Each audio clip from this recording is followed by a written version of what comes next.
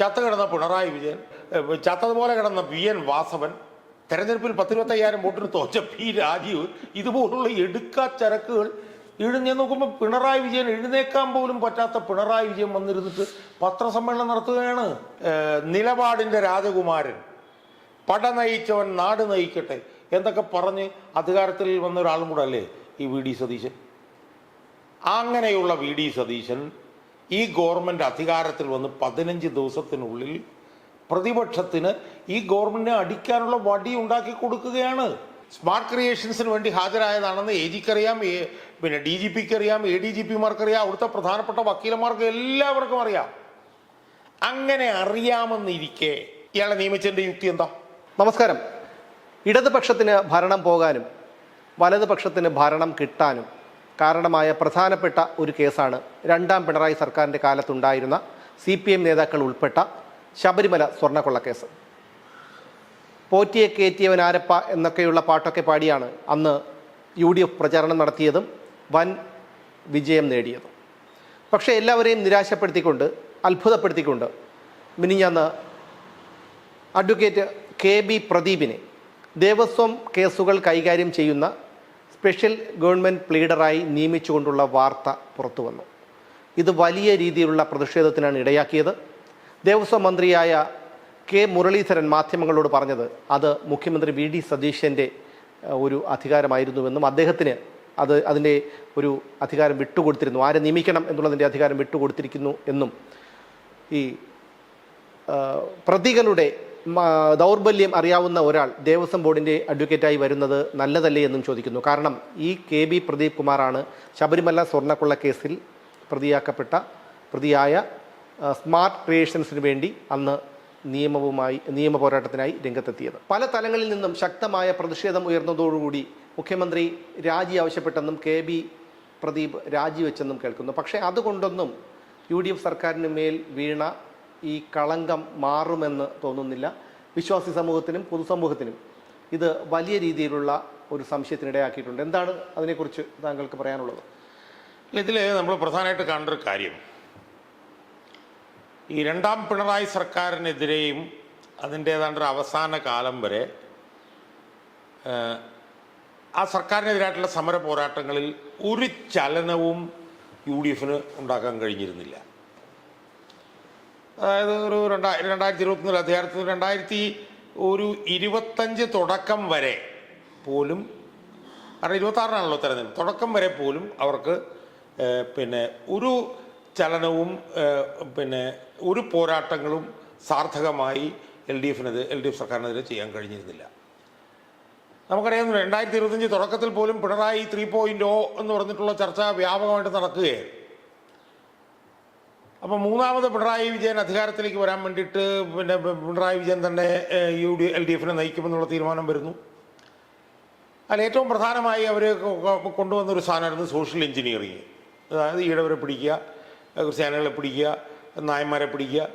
അപ്പോൾ അതിന് വേണ്ടിയിട്ട് ഈ ആഗോള അയ്യപ്പ സംഗമം എന്നൊക്കെ പറഞ്ഞിട്ടുള്ള പണികളൊക്കെ ചെയ്ത് മൂന്നാം തവണ അധികാരത്തിലേക്ക് കയറാൻ വേണ്ടി നിൽക്കുന്ന സമയത്താണ് പൊടുന്നനെ ഒരു അണുവിസ്ഫോടനം പോലെ ഈ ശബരിമല കൊള്ള പുറത്തേക്ക് വരുന്നത്.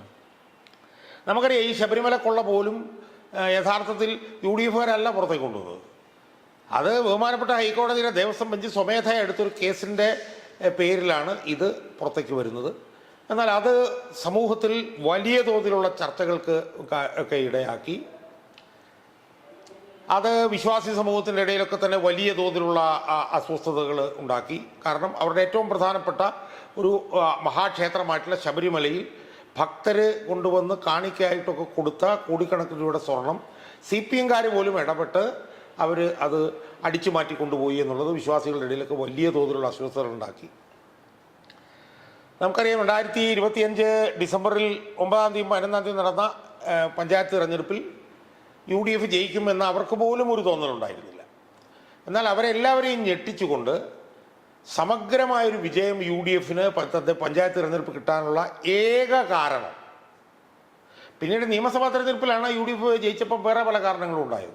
എന്നാൽ പഞ്ചായത്ത് തിരഞ്ഞെടുപ്പ് UDF എല്ലാ തലത്തിലും ജയിക്കാനുള്ള ഏറ്റവും പ്രധാനപ്പെട്ട കാരണം എന്ന് പറയുന്നത് ഈ ശബരിമല പെരുങ്കൊള്ളയായിരുന്നു.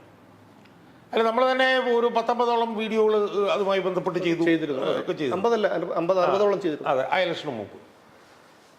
എന്നാൽ അതിനുശേഷം നിയമസഭാ തെരഞ്ഞെടുപ്പ് വന്നപ്പോൾ ആ നിയമസഭാ തെരഞ്ഞെടുപ്പിലും ഇത് വലിയ തോതിൽ പ്രചരണമായി. സ്വർണം കെട്ടവൻ ആരപ്പ എന്നൊക്കെ പറഞ്ഞിട്ടുള്ള പാട്ടുമൊക്കെ ആയിട്ട് ബന്ധപ്പെട്ടുകൊണ്ട് 2026 നടന്ന നിയമസഭാ തെരഞ്ഞെടുപ്പിൽ കേരളത്തിലെ പ്രബല മതവിഭാഗമായിട്ടുള്ള ഹിന്ദു മതവിഭാഗം വ്യാപകമായി UDFന്റെ പുറകിൽ നിൽക്കാനുള്ള ഏറ്റവും പ്രധാനപ്പെട്ട കാരണങ്ങളിൽ ഒന്ന് ശബരിമല പെരുങ്കൊള്ളയായി.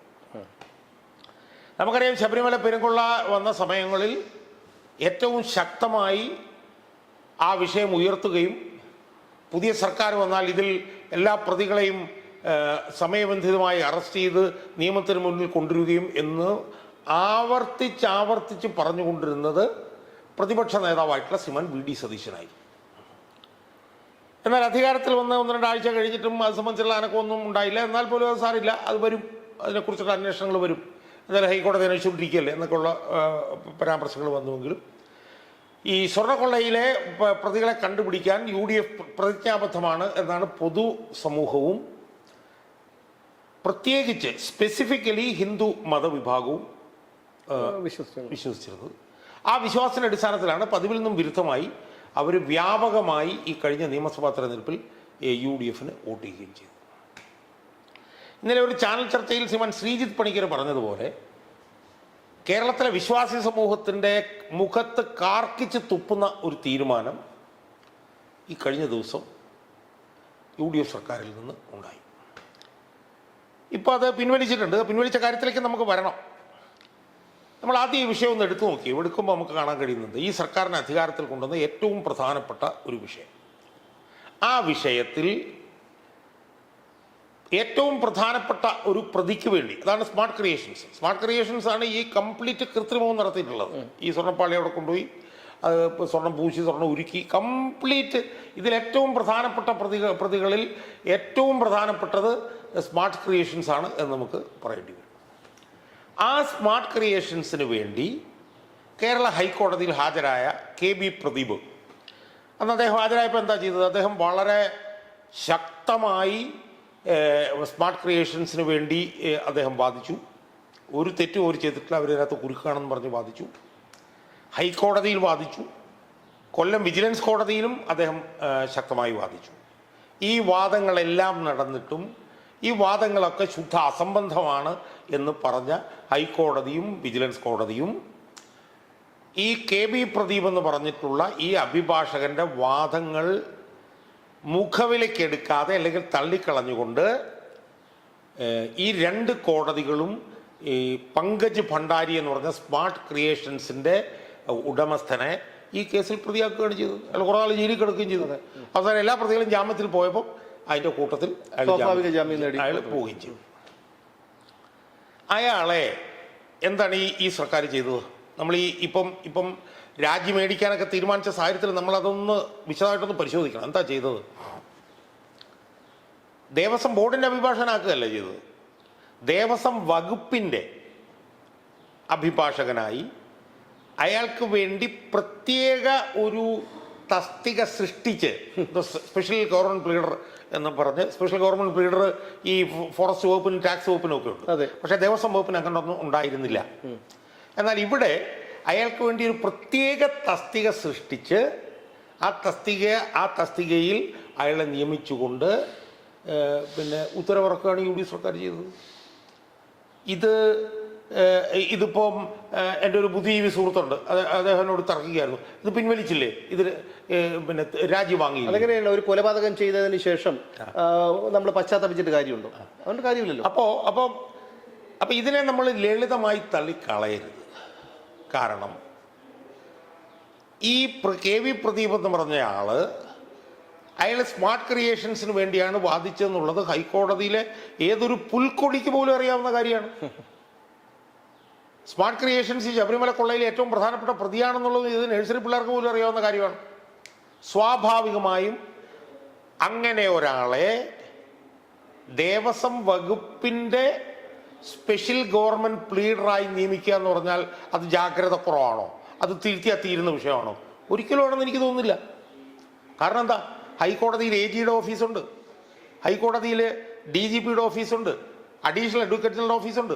അവിടെയൊക്കെ നൂറുകണക്കിന് അഭിഭാഷകർ ഉന്നതരമല്ലാത്തവരുമായിട്ടുള്ള ഒരു ജോലി ചെയ്യുന്നതാണ്. അല്ല, അതിനേക്കാൾ ഉപരി ഉയർന്നു വരുന്ന ഒരു ആരോപണവും ചോദ്യവും എന്താണെന്ന് വെച്ച് കഴിഞ്ഞാൽ, ഈ തെരഞ്ഞെടുപ്പ് ഫലം അറിയുന്നതിന് 3 ദിവസങ്ങൾക്ക് മുൻപ് മെയ് 1-ാം തീയതി ഇപ്പോഴത്തെ മുഖ്യമന്ത്രി ആയ VD സതീശൻ ഒരു വ്യക്തിയോടൊപ്പം ചാർട്ടേഡ് ഫ്ലൈറ്റിൽ മംഗലാപുരത്തേക്ക് യാത്ര നടത്തിയിരുന്നു. ആ വ്യക്തിയെ ശബരിമല സ്വർണ്ണക്കൊള്ള കേസിൽ SIT ചോദ്യം ചെയ്തു വിട്ട പ്രതിയാണ് രജികുമാർ. അതുമായി ബന്ധപ്പെട്ടും ഇപ്പോൾ ആരോപണങ്ങൾ ഉയർന്നു വരുന്നുണ്ട്. കാരണം മുരളീധരൻ, ദേവസ്വം വകുപ്പ് മന്ത്രിയായ മുരളീധരൻ തന്നെ പറഞ്ഞതാണ് അത് മുഖ്യമന്ത്രിയാണ് തീരുമാനിച്ചത്, മുഖ്യമന്ത്രിക്ക് അതിനുള്ള അധികാരം വിട്ടുകൊടുത്തിട്ടുണ്ട് എന്നുള്ളതാണ്. അപ്പോൾ അങ്ങനെ വരുമ്പോൾ അതാണ് ഏറ്റവും പ്രധാനപ്പെട്ട കാര്യം. ഞാൻ അതിലേക്ക് പോകുന്നതിന് മുമ്പേ, ഇത് ഒരു തെറ്റിദ്ധാരണ മൂലം ഉണ്ടായതാണ്, അതുകൊണ്ട് ഇത് അറിഞ്ഞപ്പോൾ തന്നെ പിൻവലിച്ചു എന്ന് പറയുന്ന വാദമൊന്നും നിലനിൽക്കുകയില്ല. കാരണം ഞാൻ മനസ്സിലാക്കിയെടുത്തോളം ഇയാൾ ഹൈക്കോടതിയിലെ വളരെ പ്രശസ്തനായിട്ടുള്ള ഒരു അഭിഭാഷകനാണ്. 10-25-30 വർഷത്തെ എക്സ്പീരിയൻസ് ഉള്ള ആളാണ്, പേര് കേട്ടൊരു അഭിഭാഷകനാണ് KB പ്രദീപ്. ഈ KB പ്രദീപ് ശബരിമല കേസിൽ സ്മാർട്ട് ക്രിയേഷൻസിന് വേണ്ടി ഹാജരായതാണെന്ന് AGക്ക് അറിയാം, പിന്നെ DGPക്ക് അറിയാം, ADGPമാർക്ക് അറിയാം, അവിടുത്തെ പ്രധാനപ്പെട്ട വക്കീലന്മാർക്ക് എല്ലാവർക്കും അറിയാം. അങ്ങനെ അറിയാമെന്നിരിക്കെ ഇയാളെ നിയമിച്ചതിൻ്റെ യുക്തി എന്താ? ഞാൻ ചോദിക്കട്ടെ, ഇതുപോലെ നിർണായകമായിട്ടുള്ള ഒരു കേസിൽ, UDFനെ സംബന്ധിച്ചിടത്തോളം നിർണായകമായിട്ടുള്ള കേസിൽ, UDF എനിക്കൊന്നും അവരുടെ പ്രകടന പത്രികയിൽ പോലും ഈ സ്വർണം പിന്നെ പെരുകൊള്ളയിൽ പങ്കെടുത്തവരെ നിയമത്തിന് മുന്നിൽ കൊണ്ടുവന്ന് പറഞ്ഞിരുന്നു. അങ്ങനത്തെ ഒരു പ്രധാനപ്പെട്ട കേസിൽ ഏറ്റവും പ്രധാനപ്പെട്ട ഒരു ലീഗൽ ഓഫീസറെ ഒരു പ്രത്യേക തസ്തിക സൃഷ്ടിച്ച് അതിൽ നിയമിക്കുമ്പോൾ അയാൾ ആരാണ്, അയാളുടെ മുൻകാലം പരിചയം എന്താണ്, അയാളുടെ ക്രെഡൻഷ്യൽസ് എന്താണ്, അയാൾ വിവാദം സൃഷ്ടിച്ച കേസുകളിൽ വല്ലതും അയാൾ ഹാജരായിട്ടുണ്ടോ, ഇതൊക്കെ വിശദമായി നോക്കാനുള്ള ബാധ്യത AGയുടെ ഓഫീസിനില്ലേ, അല്ലെങ്കിൽ DGPയുടെ ഓഫീസിനില്ലേ, അല്ലെങ്കിൽ നിയമവകുപ്പിനില്ലേ? അല്ല, അവരൊക്കെ പറഞ്ഞാലും ദേവസ്വം മന്ത്രി പറഞ്ഞല്ലോ അത് മുഖ്യമന്ത്രിയുടെ എന്നതിലേക്ക് വരുന്നത്. അപ്പോൾ ഇവരൊന്നും നോക്കിയില്ലെങ്കിൽ നിയമവകുപ്പ് നോക്കണ്ടേ? നിയമവകുപ്പ് മുഖ്യമന്ത്രിയുടെ കീഴിലുള്ള വകുപ്പല്ലേ. ആ നിയമവകുപ്പ് ഇത് ഏറ്റവും കൂടുതൽ ശ്രദ്ധിക്കണ്ടേ? ഹൈക്കോടതി മുഴുവൻ ആളുകൾക്കും അറിയാവുന്ന ഒരു വിഷയം നിയമവകുപ്പ് കണ്ടില്ല എന്ന് പറഞ്ഞാൽ എങ്ങനെ ശരിയാവും? മനസ്സിലായോ? അപ്പം ഇത് നമ്മൾ ഈ പറഞ്ഞതുപോലെ ഈ നമ്മൾ ലളിതമായി കാണാവുന്ന ഒരു വിഷയമാണോ എന്നുള്ള സംശയം സ്വാഭാവികമായും ജനങ്ങളുടെ ഇടയിലും പ്രത്യേകിച്ച് വിശ്വാസ സമൂഹത്തിൻ്റെ ഇടയിലും വരും. ഇവിടെയാണ് യഥാർത്ഥത്തിൽ നേരത്തെ സുമേഷ് പറഞ്ഞ വിഷയം പ്രസക്തമാകുന്നത്. മെയ് 1-ാം തീയതി അല്ല, ജൂൺ 1-ാം തീയതി അന്ന് പ്രതിപക്ഷ നേതാവായിരുന്നു VD സതീശൻ. ജൂണല്ല, മെയ് 1-ാം തീയതി. മെയ് 1-ാം തീയതി അന്ന് പ്രതിപക്ഷ നേതാവായിരുന്നു VD സതീശൻ ഒരു ചാർട്ടേഡ് ഫ്ലൈറ്റിൽ അയാൾ കർണാടകത്തിൽ പോയി. അതിൻ്റെ വിവാദങ്ങളൊക്കെ ഇപ്പോഴും നിൽക്കുകയാണ്, ഞാൻ ആ വിവാദത്തിലേക്കൊന്നും പോകുന്നില്ല. അയാൾ ചാർട്ടേഡ് ഫ്ലൈറ്റിലാണ് പോയത്. ഒന്നാമത്തെ ചോദ്യം, ചാർട്ടേഡ് ഫ്ലൈറ്റിൽ പോകേണ്ട ആവശ്യം എന്തായിരുന്നു? ഒരു ഫ്ലൈറ്റിൽ വേണമെങ്കിൽ എക്സിക്യൂട്ടീവ് ക്ലാസ്സിൽ പോയി കൂടാതെ ബിസിനസ് ക്ലാസ്സിൽ പോകാം. ചാർട്ടേഡ് ഫ്ലൈറ്റിൽ പോയി അവിടെ നിൽക്കട്ടെ. ആ ചാർട്ടേഡ് ഫ്ലൈറ്റിൻ്റെ ടിക്കറ്റ് എടുത്തത് ആരായിരുന്നു? ആ ടിക്കറ്റ് മാധ്യമങ്ങളിൽ പുറത്തു വന്നതാണ്. സ്വർണ്ണക്കൊള്ള കേസിൽ SIT ചോദ്യം ചെയ്തിട്ടുള്ള നമ്മൾ അറിയാവുന്നിടത്തോളം രജികുമാർ എന്ന് പറഞ്ഞ ഒരാളാണ് പിന്നീട് മുഖ്യമന്ത്രിയായ VD സതീശൻ അന്ന് പോയപ്പോൾ ചാർട്ടേഡ് ഫ്ലൈറ്റിൽ ടിക്കറ്റ് എടുത്ത് കൊടുത്തത്. അപ്പം അങ്ങനത്തെ ഒരു വിഷയവും കൂടി ഇതിൽ അന്തർലീനമായതുകൊണ്ട് ഇപ്പം ഇങ്ങനെ ഒരാളെ നിയമിച്ചത് ജാഗ്രത കുറവ് കൊണ്ടല്ല എന്ന് വിമർശകർക്ക് പറയാൻ എന്തിനാണ് ഇയാൾ ഒരു അവസരം ഉണ്ടാക്കി കൊടുത്തത്? അല്ല, ജാഗ്രത കുറവെന്നതിനെ ഒരിക്കലും പറയാൻ കഴിയില്ല. അതായത് ആസൂത്രിതമായി ചെയ്ത ഒരു നിയമനം, നടത്തിയ ഒരു നിയമനം. അല്ല, ഞാൻ പറഞ്ഞത് ജാഗ്രത കുറവാണെന്ന് ഒരിക്കലും പറയാൻ പറ്റും. ഇതിലൂടെ ഉണ്ടായതെന്താ? ചത്ത കിടന്ന പിണറായി വിജയൻ, ചത്തതുപോലെ കിടന്ന PN വാസവൻ, തെരഞ്ഞെടുപ്പിൽ 10-25,000 വോട്ടിന് തോറ്റ P രാജീവ്, ഇതുപോലുള്ള എടുക്കാച്ചരക്കുകൾ എഴുന്നേ നോക്കുമ്പോൾ പിണറായി വിജയൻ എഴുന്നേക്കാൻ പോലും പറ്റാത്ത പിണറായി വിജയൻ വന്നിരുന്നിട്ട് പത്രസമ്മേളനം നടത്തുകയാണ്. ഇത് കള്ളന് താക്കോൽ കൊടുത്തതുപോലെയാണ്. വാസവനെന്നും പറഞ്ഞിട്ട് വാസവൻ ഇത് ആവേശം കൊണ്ട് തലയിൽ പൊത്തിപ്പിടിക്കണം. ബിഗ് പറഞ്ഞ അദ്ദേഹത്തിന്റെ ഒരു ആലോചിച്ച് നോക്കി. ഞാൻ പറയുന്നത് നമ്മൾ മനസ്സിലാക്കേണ്ട ഒരു കാര്യം എന്താ? എന്തുമാത്രം പ്രതീക്ഷ ജനങ്ങളിൽ ഉണ്ടാക്കിക്കൊണ്ടാണ് ഈ ഗവൺമെൻറ് അധികാരത്തിൽ വന്നത്. രണ്ട് തരത്തിലുണ്ട്.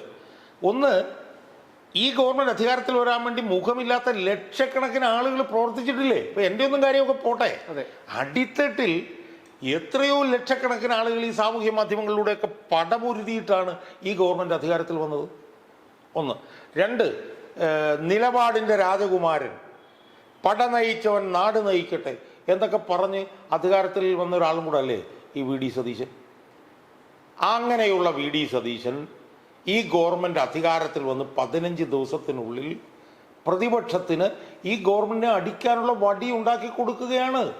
ഇതെങ്ങനെയാണ് നമുക്ക് നീതീകരിക്കാൻ കഴിയുക എന്നുള്ളതാണ് എൻ്റെ ചോദ്യം. അല്ല, ഇത് തന്നെ രണ്ടാമത്തെ തവണയാണ് നിയമനം. കാരണം സണ്ണി ജോസഫിന്റെ അളിയനെ മാറിയിട്ടില്ല, അതും പാലും ചുരുട്ടി ഓടേണ്ടി വരും. അതെ. അതുപോലെ തന്നെ ഇ ഡി റെയ്ഡ് നടന്നു. ഇ ഡി റെയ്ഡ് നടന്ന് 6-7 പ്രാവശ്യം ചോദിച്ചിട്ടും മറുപടി മിണ്ടുന്നില്ല. ആ ചോദിച്ചപ്പോൾ പറയുന്നത് എന്താണ്? മറുപടി പറയാനുള്ള സമയം തീരുമാനിക്കാൻ എനിക്ക് അവസരം നൽകണം. ഇത് തന്നെയാണ് പിണറായി വിജയൻ പറഞ്ഞുകൊണ്ടിരുന്നത്. അതെ, വേറൊരു ശൈലിയിലാണ്. അത്രേ ഉള്ളൂ. പിണറായി വിജയൻ ഇതുപോലെ തന്നെ പറഞ്ഞുകൊണ്ടിരുന്നത്. അതുപോലെ തന്നെ സെക്രട്ടേറിയറ്റിൽ മാധ്യമപ്രവർത്തകർ ഇങ്ങനെ ഒരു പിടി വിഷയങ്ങൾ ഈ 10-15 ദിവസത്തിനുള്ളിൽ തന്നെ നടന്നു. അതായത് മാധ്യമപ്രവർത്തകർക്ക് സെക്രട്ടേറിയറ്റിലോട്ട് പ്രവേശനം അനുവദിക്കാത്തത് ഉമ്മൻചാണ്ടിയുടെ സർക്കാരിന്റെ കാലം വരെ ഉണ്ടായിരുന്നു. പിണറായി സർക്കാർ അത് അടച്ചു കെട്ടി. ഇപ്പോൾ സതീശനെ തുറന്നു കൊടുത്തിട്ട് വീണ്ടും എല്ലാവരെയും കബളിപ്പിച്ചുകൊണ്ടാണ് അദ്ദേഹം അത് അടപ്പിക്കുന്നത്. അപ്പോൾ ഇതിനകത്ത് നമ്മൾ കാണേണ്ട കാര്യം എന്താണെന്ന് ചോദിച്ചാൽ, ഈ 102 സീറ്റ് നേടി അധികാരത്തിൽ കയറിയത് 5-6 ആളുകളുടെ മേന്മ കൊണ്ട് മാത്രമാണ് എന്നവർ തെറ്റിദ്ധരിക്കരുത്. ഇത് ലക്ഷക്കണക്കിന് ജനങ്ങൾ കൊടുത്തൊരു ജനവിധിയാണ്. അതിന് മുകളിൽ ചില ആളുകൾ കയറിയിരിപ്പുണ്ട്, അവരെവിടെ ഇരുന്നോട്ടെ. അതിപ്പം പറഞ്ഞ പോലെ നമുക്കതിനൊന്നും കുറ്റപ്പെടുത്താൻ പറ്റില്ല. മനസ്സിലായി? ഇപ്പോൾ സ്ത്രീകൾ പിന്നെ തദ്ദേശ സ്വയംഭരണ സ്ഥാപനങ്ങളിൽ അധികാരത്തിൽ വരുന്നു. അവർക്ക് കഴിവില്ല എന്ന് നമ്മൾ പറയുമ്പോൾ അവർക്ക് റിസർവേഷൻ ഉണ്ട്. ആ റിസർവേഷൻ്റെ ഭാഗമായിട്ട് അവർ വരികയാണ്. അപ്പം കഴിവില്ല എന്ന് നമ്മൾ പരാതിപ്പെട്ടത് കാര്യമില്ല. അതൊന്ന്. രണ്ടാമത്തെ ഒരു പ്രശ്നം എന്ന് പറഞ്ഞാൽ ഇത് ജനങ്ങൾ തന്നതാണ് എന്നുള്ള തോന്നലും ബോധ്യവും ഈ കയറിയവന്മാർക്ക് വേണ്ടേ? കയറി കഴിഞ്ഞു കഴിഞ്ഞാൽ ഇതെല്ലാം ഞങ്ങളുടെ സൗകര്യം പോലെ ചെയ്യും എന്നിവർ പറയാം. ഇപ്പം നേരത്തെ ചോദിച്ച ചോദ്യമുണ്ട്. ഇപ്പം മുഖ്യമന്ത്രിയുടെ വിവേചനാധികാരമാണ് ഇത് എന്ന് മുരളീധരൻ പറയുന്നു. യഥാർത്ഥത്തിൽ ഇത് മുഖ്യമന്ത്രിയുടെ വിവേചനാധികാരമാവേണ്ടതാണോ നമ്മൾ ചർച്ച ചെയ്യണ്ടേ? അല്ല, അവിടെയാണ് പിണറായി വിജയനെ നമുക്ക് താരതമ്യപ്പെടുത്തേണ്ടി വരുന്നത് വി ഡി സതീശനുമായിട്ട്. അല്ല, ഞാൻ പറഞ്ഞത് പിണറായി വിജയനാണ് ഈ പ്ലീഡർമാരുടെയൊക്കെ നിയമനം തൻ്റെ സ്വന്തം വിവേചനാധികാരമാക്കി മാറ്റിയത്. അത് സൗകര്യം പോലെ ഇയാളം കൊണ്ടുപോവുകയാണ്. IAS ഉദ്യോഗസ്ഥന്മാരുടെ പുനർവിന്യാസം അത് നേരത്തെ ക്യാബിനറ്റാണ് ചെയ്തുകൊണ്ടിരുന്നത്. അത് പിണറായി വിജയൻ വന്നപ്പോഴത്തേക്കാണ് പിണറായി വിജയൻ ചീഫ് സെക്രട്ടറി കൂടെ ചെയ്യുന്ന തീരുമാനമാക്കി മാറ്റിയത്. അപ്പം പിണറായി വിജയൻ ഈ വി ഡി സതീശന് അനുകൂലമായി വരുന്ന കാര്യങ്ങൾ ചെയ്തത് അയാൾ തുടരുകയാണ്. ഇവിടെയും ഇതിപ്പോൾ മുഖ്യമന്ത്രിയുടെ വിവേചനാധികാരം ആയതുകൊണ്ടല്ലേ ഇപ്പം ഈ വിഷയം ഇങ്ങനെ വന്നത്? ഞാൻ ചോദിക്കുന്നത് കോൺഗ്രസിൻ്റെ മുഖ്യമന്ത്രിയല്ലേ വി ഡി സതീശൻ? ഈ ജനങ്ങളാണ് എന്നെ കയറ്റിയതെന്നൊക്കെ പറഞ്ഞു കഴിഞ്ഞാലും കൈപ്പത്തിയിൽ നിന്ന് മത്സരിച്ച് ജയിച്ച ഒരാളല്ലേ. അവർക്കൊരു പാർട്ടിയില്ലേ? കോൺഗ്രസ് പാർട്ടി എന്ന് പറഞ്ഞൊരു പാർട്ടിയില്ലേ? ഒരു KPCC ഇല്ലേ? അതിനകത്ത് ഇത് എന്തെങ്കിലും ആലോചിക്കണ്ടേ? ഇത് അതിനകത്ത് ആലോചിച്ചിരുന്നുവെങ്കിൽ ഇതുപോലുള്ള ഒരു അബദ്ധം ഞാൻ പറയല, ഇതുപോലൊരു കെണിയിൽ പോയി വീഴുമായിരുന്നോ? അപ്പം അതുകൊണ്ട് ഇത് വളരെ ഗൗരവമായിട്ടുള്ളൊരു വിഷയമാണ്. ഇതിനകത്ത് രാജി മേടിച്ചു എന്ന് പറയുമ്പോഴും അയാളെ നിയമിച്ചത് സംബന്ധിച്ചിട്ടുള്ള പ്രശ്നങ്ങൾ ഇപ്പോഴും നിലനിൽക്കുകയല്ലേ. നിങ്ങൾ എന്തിനാ അതുപോലൊരാളെ നിയമിച്ചു? അല്ല, അതിന്റെ ഉത്തരം പറയാൻ സർക്കാരിനും മുഖ്യമന്ത്രിക്കും ബാധ്യതയുണ്ട്. കാരണം അയാൾ രാജിവെച്ചത് കൊണ്ട്, പ്രതിഷേധം ഉയർന്നത് കൊണ്ട് അയാൾ രാജിവെച്ചു. ആ രാജിവെച്ചത് കൊണ്ട് അയാളെ നിയമിച്ചത് എന്തിനാണെന്നുള്ള കാരണത്തിന് മതിയായ ഒരു ഉത്തരമാവുന്നില്ല. ഒന്ന്. രണ്ട്, ഞങ്ങൾ അറിയാതെയാണ് നിയമിച്ചത് എന്ന് പറയാൻ പറ്റുമോ? പറ്റില്ല. ഞാൻ ചോദിക്കുന്നത്, ഇത് നാട്ടുകാർക്ക് മുഴുവൻ അറിയാവുന്ന കാര്യമല്ല ഇയാൾ സ്മാർട്ട് ക്രിയേഷന് വേണ്ടി വാദിച്ചു എന്നുള്ളത്. എന്നിട്ട് എന്താ സംഭവിച്ചത്? സ്മാർട്ട് ക്രിയേഷന് വേണ്ടി അയാൾ നടത്തിയ വാദം മുഴുവൻ തള്ളിക്കളഞ്ഞ കോടതി അത് തെറ്റാണെന്ന് കണ്ട് അയാളുടെ കക്ഷിയെ പ്രതി ചേർത്തിരിക്കുകയാണ്. അയാളെയാണ് നിങ്ങൾ കൊണ്ടുവന്നിട്ട് നിങ്ങൾ പിന്നെ പ്രോസിക്യൂഷന്റെ ഭാഗമാകുന്നത്. അല്ല, അത് മാത്രമല്ല, ഇയാൾ ആ സ്ഥാനത്ത് ഗവൺമെന്റ് പ്ലീഡറായിട്ട് ദേവസ്വം ബോർഡിന്റെ കേസുകൾ കൈകാര്യം ചെയ്ത സ്ഥാനത്ത് വന്നാൽ ശബരിമല സ്വർണ്ണക്കൊള്ള കേസിൽ കുറ്റപത്രം പോലും സമർപ്പിച്ചിട്ടില്ല. അങ്ങനെ വരുമ്പോൾ ആ കേസിന്റെ പല നിർണായകമായ വിവരങ്ങൾ ഇയാൾ ചോർത്തിയെടുക്കില്ല. ഇയാൾക്ക് അറിയില്ലേ കാര്യങ്ങൾ? സ്വാഭാവികമല്ലേ. കാരണം അയാള് ഈ സർക്കാരിന്റെ ഈ വക്കീലായി മാറുമ്പോഴും അയാള് സ്മാർട്ട് ക്രിയേഷന്റെ വക്കീൽ അല്ലാതായി മാറിയിട്ടില്ല. അത് റദ്ദാക്കിയിട്ടില്ല. എന്ന് മാത്രമല്ല, സ്മാർട്ട് ക്രിയേഷൻസുമായി ബന്ധപ്പെട്ട് രഹസ്യങ്ങൾ മുഴുവൻ അറിയാവുന്ന ആളല്ലേ ഇയാൾ. അയാളിപ്പോൾ സർക്കാരിൻ്റെ ഭാഗമാകുകയാണ്. മനസ്സിലായി. അപ്പൊ ഇത് നമ്മൾ ഈ പറഞ്ഞ പോലെ more than what meats the I എന്ന് പറയും. നമ്മൾ നേരിട്ട് നഗ്നനേത്രങ്ങൾക്ക് കൊണ്ട് കാണാവുന്നതിനപ്പുറത്ത് എന്തൊക്കെയോ ഇതിലുണ്ട് എന്നുള്ളത് വളരെ സ്പഷ്ടമാണ്. ഇത് സ്വർണ്ണക്കൊള്ളക്കേസ് അട്ടിമറിക്കപ്പെടുമോ എന്ന് സംശയിക്കുന്നവർക്ക് കൂടുതൽ ശക്തി പകരുന്ന ഒരു നിലപാടാണിത്. അതുകൊണ്ട് ഞാൻ പറഞ്ഞല്ലോ, എന്നെ സംബന്ധിച്ച് ഞാൻ വി.ഡി. സതീശനെ ഒരുപാട് വിമർശിച്ചിട്ടുള്ള ആളാണ്. പക്ഷെ എന്നെ സംബന്ധിച്ചുള്ളൊരു പരിമിതി എന്താണെന്ന് ചോദിച്ചു കഴിഞ്ഞാൽ, പിണറായി വിജയൻ അപ്പുറത്ത് നിൽക്കുകയാണ്. പിണറായി വിജയൻ അപ്പുറത്ത് നിൽക്കുമ്പോൾ ഒരു നിയന്ത്രണം വിട്ട് നമ്മൾ വിമർശനം ഉന്നയിച്ചു കഴിയുമ്പോൾ അത് പിണറായി വിജയന് സഹായകരമാകുമെന്ന് വിചാരിച്ചിട്ടാണ് നമ്മൾ മിണ്ടാതിരിക്കുന്നത്. പക്ഷെ ഇതുപോലെ എതിരാളികൾക്ക് അടിക്കാനുള്ള വടി കൊണ്ട് കൊടുത്തു കഴിഞ്ഞാൽ അത് ഈ ഗവൺമെൻറ് ഒട്ടും ഭൂഷണമാവില്ലെന്ന് മാത്രമല്ല, ഈ ഗവൺമെൻറ്റിൻ്റെ വിശ്വാസ്യതയും നിലനിൽപ്പിനെ തന്നെ ചോദ്യം ചെയ്യുന്ന നിലയിലേക്ക് അത് മാറും എന്ന് നമ്മൾ മനസ്സിലാക്കണം.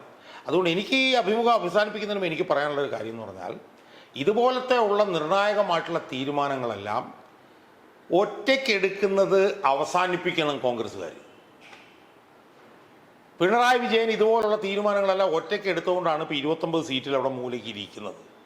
അതുകൊണ്ട് ഇതുപോലുള്ള നിർണായകമായിട്ടുള്ള തീരുമാനങ്ങൾ, അതിപ്പോൾ IAS ഉദ്യോഗസ്ഥന്മാരുടെ പുനർവിന്യാസം ആവട്ടെ, ഈ ഗവൺമെൻറ് ലീഡർമാരുടെ കാര്യമാവട്ടെ, ഇതെല്ലാം കൂട്ടായി തീരുമാനിക്കുന്ന ഒരു സംവിധാനത്തിലേക്ക് പോകാതെ ഇതെല്ലാം ഏകാധിപത്യപരമായി ഒരു വ്യക്തിയിലേക്ക് ഇത് ഒതുങ്ങുന്ന ഒരു അവസ്ഥ വന്നാൽ, വ്യക്തിയിലേക്ക് ഭരണം ഒതുങ്ങിയാൽ അത് CPM-കാരെ ജനം അടിക്കുന്നത് പോലെ വ്യക്തികളിലേക്ക് ഭരണം ഒതുങ്ങിയാൽ കോൺഗ്രസ്സുകാരൻ്റെ കർണക്കുറ്റി കിട്ടും, ജനം അടിക്കും എന്നത് ഇതുപോലുള്ള കാര്യങ്ങൾ ചെയ്യുന്ന ആളുകൾ മനസ്സിലാക്കിയാൽ അവർക്ക് കൊള്ളാം.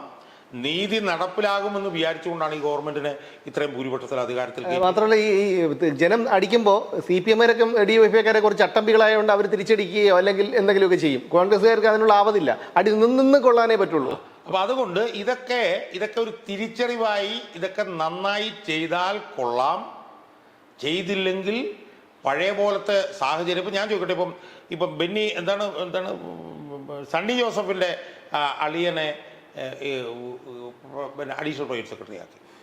ഒരു കോൺഗ്രസ്സുകാരനെ എതിർത്തായിട്ട് നമ്മൾ കണ്ടില്ല പരസ്യമായി. അവിടെ പാർട്ടി കമ്മിറ്റിക്കകത്ത് MM ഹസനോ കണ്ടത് പറഞ്ഞു. പക്ഷേ അയാളെ ആക്കിയിൽ നിന്ന് പിൻവലിപ്പിച്ച് ഓടേണ്ടി വന്നില്ലേ? എന്തുകൊണ്ടാണ് ഓടേണ്ടി വന്നത്? ജനങ്ങൾ അത്ര ശക്തമായ അത്തരം കാര്യങ്ങൾ ജനങ്ങൾ ഇത് കണ്ടുകൊണ്ടിരിക്കുകയല്ലേ. 10 വർഷം ജനങ്ങൾ സഹിച്ചത് മടുത്തിട്ടാണ് നിങ്ങളെ കയറ്റിയത്, അല്ലാതെ നിങ്ങളുടെ മേന്മ കൊണ്ടല്ല. അന്നത്തെ പ്രതിപക്ഷമായിരുന്ന UDF-ന്റെ മേന്മയോ പ്രവർത്തന മികവോ കൊണ്ടല്ല. ജനങ്ങൾ പിണറായി വിജയന്റെ ഭരണത്തെയും ഏകാധിപത്യ സ്വഭാവത്തെയും ഇത്തരം വൃത്തികേടുകളെയും അഴിമതികളെയും മടുത്തത് കൊണ്ടാണ് മറ്റു വഴികളില്ലാതെ UDF നോട്ട് ചെയ്തത്. അതുപോലെ തന്നെ ഇപ്പൊ ഈ പ്രദീപിന്റെ കാര്യത്തിൽ തന്നെ ഇത് പിന്തിരിഞ്ഞു പോകേണ്ടി വന്നത് എന്തുകൊണ്ടാണ്? ഒരു കോൺഗ്രസ്സുകാരനും അതിനെതിരായിട്ട് വന്നില്ല. കെ മുരളീധരൻ പോലും ഈ പറഞ്ഞ പോലെ പരോക്ഷമായി വിമർശനം ഉന്നയിക്കുകയാണ് ചെയ്തത്. എന്നിട്ട് അത് രാജിവെച്ച് പോകേണ്ടി വന്നില്ലേ? എന്താ അത് കാണിക്കുന്നത്? ജനങ്ങൾ പഴയ പോലല്ല, ജനങ്ങൾ സുശക്തമായി സുസംഘടിതമായി ഇടപെട്ടുകൊണ്ടിരിക്കുക. നമ്മൾ CPM-നകത്ത് നമ്മൾ നോക്കിയേ, നേതാക്കന്മാരെല്ലാം വാലും ചുരുട്ടി ഓടുകയാണ്. എന്താണ്? അണികളുടെ അത്ര ശക്തമായിട്ടുള്ള ഇടപെടൽ. അതുകൊണ്ട് പഴയ പോലെയൊന്നും അല്ല. ജനങ്ങൾ അസർട്ടീവാണ്, ജനങ്ങൾ ശക്തരാണ്, ജനങ്ങൾ സംഘടിതരാണ്.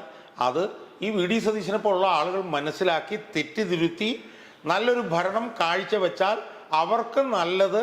അല്ലെങ്കിൽ ഇപ്പോഴത്തെ ഈ വയോവൃദ്ധനും രോഗഗ്രസ്തനുമായിട്ടുള്ള പിണറായി വിജയൻ്റെ നേതൃത്വത്തിലുള്ള LDF-ന്റെ അവസ്ഥയിലേക്ക് നാളെ UDF പോകുന്നതും നമ്മൾ കാണേണ്ടി വരും. അത് കാണരുത് എന്നാണ് എന്നെപ്പോലുള്ള പൊതുപ്രവർത്തകർ ആഗ്രഹിക്കുന്നത്. കാരണം എന്നെപ്പോലൊക്കെ ഉള്ളവരൊക്കെ തന്നെ ജീവൻ പണയം വെച്ച് കൂടി കൊണ്ടുവന്ന് സമരം ചെയ്ത് കൊണ്ടുവന്നതാണ് ഈ ഗവൺമെൻറ്. അതുകൊണ്ട് ഈ ഗവൺമെൻറ് ഇതുപോലുള്ള തെറ്റുകൾ ഇനി ആവർത്തിക്കാതിരിക്കുന്നത് അവർക്ക് നന്നായിരിക്കും എന്ന് മാത്രമേ ഈ അവസരത്തിൽ എനിക്ക് സൂചിപ്പിക്കാം. ഞാൻ അന്നത്തെ നിലപാടിൽ തന്നെയാണ്. കാരണം ശബരിമല സ്വർണ്ണക്കൊള്ള കേസിൽ യഥാർത്ഥ പ്രതികൾ ശിക്ഷിക്കപ്പെടില്ല. അങ്ങനെ ശിക്ഷിക്കണമെങ്കിൽ അത് അയ്യപ്പൻ തന്നെ ശിക്ഷിക്കണമെന്ന് വിശ്വസിക്കുന്ന ഒരാളാണ് ഞാൻ. കാരണം ഇതിലെടുത്തു പറയേണ്ട ഒരു കാര്യം, അന്ന് വി.ഡി. സതീശൻ നടത്തിയ മംഗലാപുരം യാത്ര അത് തീർത്തും സംശയാസ്പദമാണ്, ദുരൂഹമാണ്. അതിൻ്റെ ഒരു പ്രതിഫലനമാണോ ഈ KB പ്രദീപ് കുമാറിൻ്റെ നിയമനം എന്ന പൊതുസമൂഹം സംശയിച്ചാൽ അവരെ തെറ്റു പറയാൻ കഴിയില്ല. എന്തായാലും അയ്യപ്പൻ്റെ ഒരു ശിക്ഷ ഇതിൽ ഉൾപ്പെട്ടവർക്ക്, ഇതിൻ്റെ കൊള്ളക്കാർക്ക് അവർക്കും കിട്ടുമെന്ന് മാത്രമേ എനിക്ക് വിശ്വാസമുള്ളൂ. എന്തായാലും വീണ്ടും കാണാം.